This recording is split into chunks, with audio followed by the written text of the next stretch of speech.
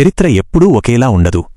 కొన్నిసార్లు అది కొత్త శిఖరాలను తాకుతుంది, మరికొన్నిసార్లు ఊహించని పాతాళానికి పడిపోతుంది. 2006లో టీ20 ఫార్మాట్లోకి అడుగుపెట్టిన తర్వాత భారత జట్టుకు ఇది అత్యంత గడ్డుకాలం. ఒకవైపు ఐర్లాండ్ చేతిలో 2-0 పరాజయం, మరోవైపు ఇంగ్లాండుపై 3-0 వెనుకంజ. వరుసగా 6 మ్యాచుల్లో విజయం లేని నిరాశ. ఈ తీవ్రమైన ఒత్తిడికి తోడు కొత్త కెప్టెన్ శ్రేయస్ అయ్యర్ నాయకత్వంలో ఇంకా ఖాతా తెరవని గందరగోళం. సౌతాంప్టన్ వేదికగా జరిగిన 5వ టీ20 మ్యాచ్కి ముందే ఒక నాటకీయ పరిణామం చోటు చేసుకుంది. ట్రాఫిక్ జామ్ కారణంగా భారత జట్టు మైదానానికి చేరుకోవడం ఆలస్యమైంది. దీనివల్ల టాస్ 45 నిమిషాలు ఆలస్యంగా జరిగింది. ఈ గందరగోళ పరిస్థితుల్లో టాస్ గెలిచిన శ్రేయస్ అయ్యర్ ముందుగా బౌలింగ్ ఎంచుకున్నాడు.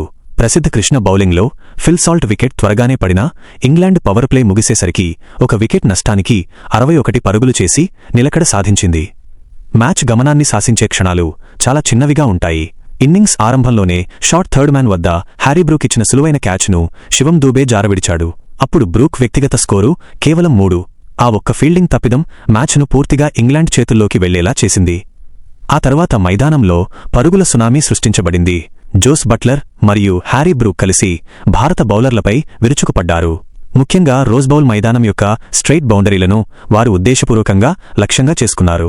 పేస్ బౌలింగ్పై 219 స్ట్రైక్ రేట్తో ఆడిన బ్రూక్ స్పిన్నర్లపై ఏకంగా 252 స్ట్రైక్ రేట్తో చెలరేగాడు. బట్లర్ 64 బంతుల్లో 131 పరుగులు చేయగా బ్రూక్ 45 బంతుల్లో 95 పరుగులతో అజేయంగా నిలిచాడు. వీరిద్దరూ కలిసి 2వ వికెట్కు 233 పరుగుల రికార్డ్ భాగస్వామ్యాన్ని నిర్మించారు. ఇది టీ20 చరిత్రలో ఇంగ్లాండ్కు అత్యధిక భాగస్వామ్యం మాత్రమే కాదు, ప్రపంచ క్రికెట్లోనే 4వ అత్యధిక భాగస్వామ్యం.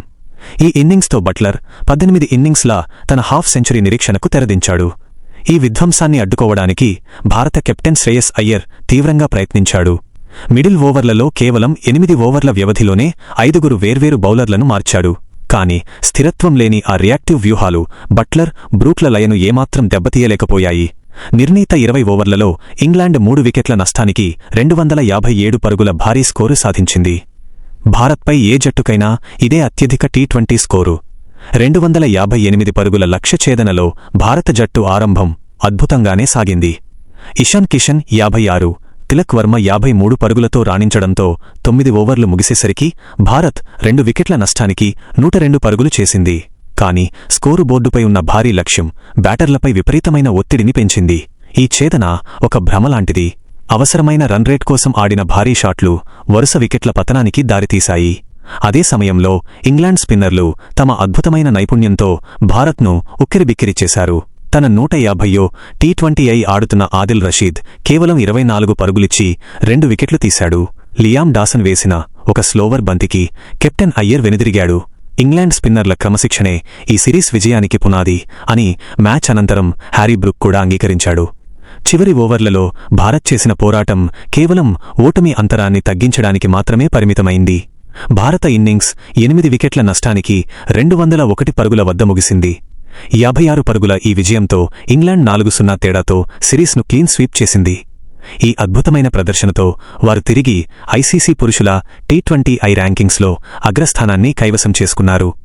గత 12 నెలలుగా ఇంగ్లాండ్ జట్టు నిర్మించుకున్న బలమైన టాప్ ఆర్డర్, పవర్ హిట్టింగ్ మరియు స్పిన్ బౌలింగ్ వైవిధ్యం ఎంత శక్తివంతమైనవో ఈ సిరీస్ ప్రపంచానికి చాటి చెప్పింది. మరోవైపు భారత క్రికెట్ చరిత్రలో ఇది ఒక చేదు జ్ఞాపకం. 2 దేశాల మధ్య జరిగిన ఒక ద్వైపాక్షిక టీ20 సిరీస్లో భారత్ 4-0తో వైట్ వాష్ కావడం ఇదే తొలిసారి. స్పిన్ను ఎదుర్కోవడంలో వైఫల్యం, కీలక సమయాల్లో ఫీల్డింగ్ తప్పిదాలు మరియు సరైన ప్రణాళిక లేకుండా ఆటగాళ్లను పదే పదే మార్చడం వంటి వ్యవస్థాగత లోపాలను ఈ సిరీస్ స్పష్టంగా బయటపెట్టింది.